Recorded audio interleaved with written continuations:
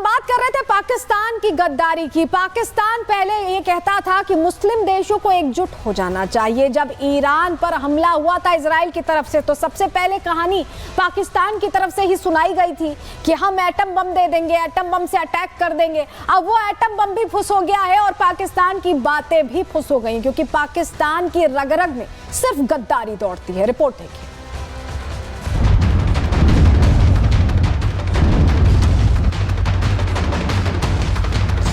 पाकिस्तान ने ईरान को दिया धोखा, अमेरिका के हाथों बिका। ट्रंप की गोद में बैठा मुल्ला मुनीर, बिरादर से गद्दारी का सीन। चंद डॉलर के लिए पाकिस्तान का मुल्ला मुनीर अमेरिका के हाथों बिक गया है। वैसे तो ये कोई नई बात नहीं है, पाकिस्तान की फितरत में ही गद्दारी है। लेकिन जिस ईरान के लिए पाकिस्तान के नेता मरने मारने की कस्में खा रहे थे, दावा कर रहे थे कि अगर किसी ने ईरान पर परमाणु हमला किया तो पाकिस्तान भी उस देश पर हमला कर देगा, लेकिन यहां तो उल्टा ही हो गया। हमला करने के बजाय पाकिस्तान ने ईरान के ही दुश्मनों से हाथ मिला लिया, उनके साथ बैठकर खाना खा लिया और सौदा कर लिया अपने बिरादर ईरान की तबाही का। मतलब साफ है कि गिरगिट की तरह रंग बदलने वाली पुरानी आदत पाकिस्तान की अभी गई नहीं है। तभी तो मुस्लिम देशों के नाम पर पहले ईरान का साथ देने का वादा किया।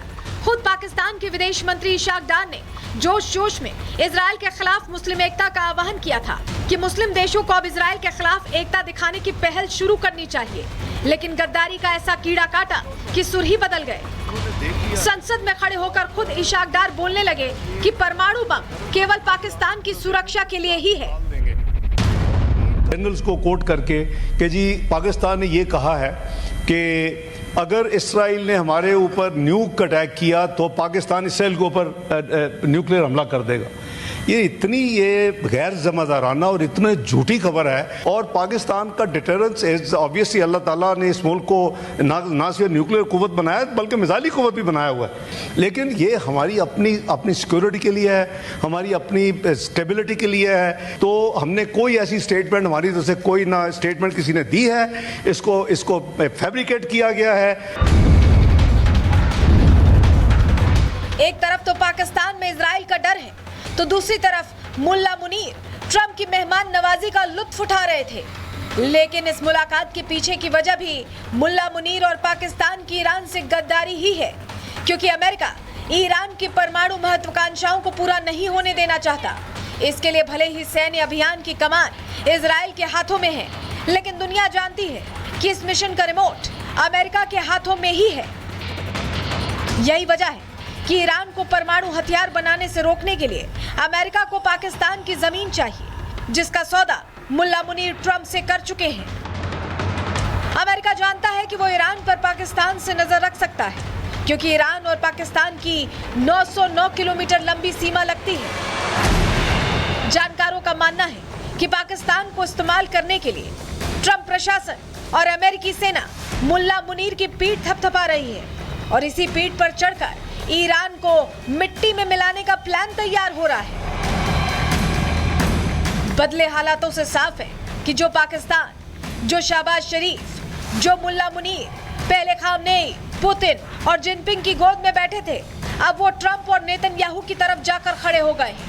जानकारी तो ये भी है कि ईरान पर हमला करने के लिए अमेरिका ने मुल्ला मुनीर से पाकिस्तान के 2 एयरबेस मांग लिए हैं। पहला है समुंगली, जो ईरान से 650 किलोमीटर की दूरी पर है। दूसरा है पसनी, जिसकी ईरान से दूरी लगभग 309 किलोमीटर है। इन एयरबेस को अमेरिका ने इसलिए चुना है क्योंकि ईरान बॉर्डर के करीब है, और अमेरिका इन्हीं एयरबेसेस से ईरान के इरादों पर पानी फेरने की तैयारी कर रहा है, और पाकिस्तान गद्दारी की फहरिस्त को लंबा करने की। Bureau report, Republic Bharat.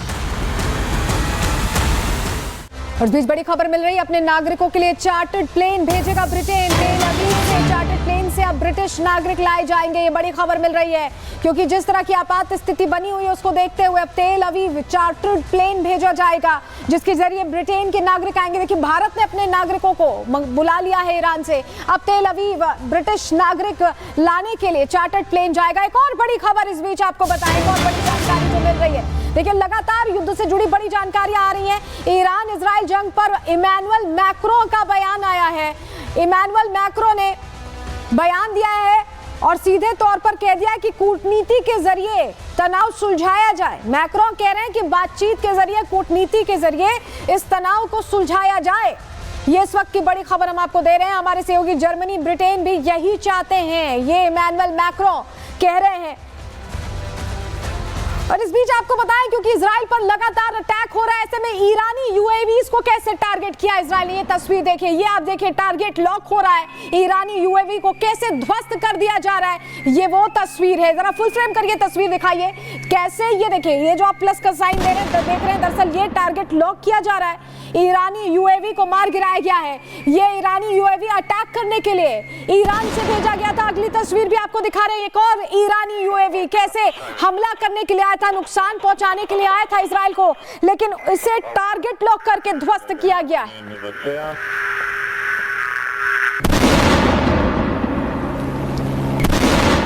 और क्योंकि लगातार ईरान अटैक कर रहा था तो इजराइल भी रिटेलिएट कर रहा है। ये तस्वीर देखिए, औद्योगिक पार्क पर यह अटैक किया गया और ये धुएं में तब्दील होता यहां दिखाई दे रहा है। ये सिर्फ धुआं ही धुआं और आग यहां पर दिखाई दे रही है। किस तरह से नुकसान पहुंचाया गया ये तस्वीरों में आप देख पा रहे हैं। इस बीच एक और तस्वीर आपको दिखा रहे हैं, ईरानी मिसाइल लॉन्चर कैसे तबाह हुआ है, क्योंकि इन्हीं मिसाइल लॉन्चर से मिसाइल अटैक कर रहा है ईरान। ऐसे में अब इजराइल उन मिसाइल लॉन्चर्स को पूरी तरह से ध्वस्त कर रहा है जिससे अटैक्स ना हो पाए। तो इजराइल ने ईरान पर पूरी तरह से अब अटैक करके अपनी एक होल्ड बनाने की कोशिश की। आपको बता रहे हैं, जंग के बीच इजराइल ने ईरान पर हमले अब फिर से तेज कर दिए हैं। इजराइल ईरान जंग के बीच आईडीएफ ने बहुत बड़ी बात कह दी है, बहुत बड़ा दावा उनकी तरफ से कहा है। इजराइल के 60 से ज्यादा फाइटर जेट्स ने अटैक किया। आईडीएफ ने बताया है 120 म्यूनिशन से दर्जनों सैन्य ठिकानों को निशाना बनाया गया है और तेहरान में मिसाइल निर्माण से जुड़े कई औद्योगिक केंद्र तबाह हुए हैं, ये भी आईडीएफ ने बताया। एसपीएनडी मुख्यालय पर भी अटैक किया गया। आईडीएफ बता रहा है कि वो रणनीतिक ठिकानों पर अटैक कर रहा है। एसपीएनडी मुख्यालय में एडवांस हथियार तकनीकें विकसित होती थी ईरान में, उन्हें टारगेट किया गया है। ईरान से छोड़े गए 4 यूएवीज को इंटरसेप्ट किया गया है। वो तस्वीर भी हमने आपको दिखाई कि कैसे यूएवीज को इंटरसेप्ट करके ध्वस्त कर दिया गया, तबाह कर दिया गया। इस बीच एक और बड़ी खबर आ रही है, आपको बताएं, आईडीएफ को ईरान पर हमला बढ़ाने का निर्देश मिल गया है। आईआरजीसी के ठिकानों पर अब हमले और तेज होंगे, ये इस वक्त की बड़ी खबर आपको बता रहे हैं। बासिज मिलिशिया के अड्डे नष्ट किए जाएंगे, ये जानकारी मिल रही है। यानी अब इजराइल और विध्वंसक अटैक ईरान पर करने वाला है, क्योंकि अब इजराइल को पता है कि ये उसके अस्तित्व की लड़ाई है और ऐसे में आईआरजीसी के ठिकानों पर हमले तेज करने के निर्देश अब दे दिए गए।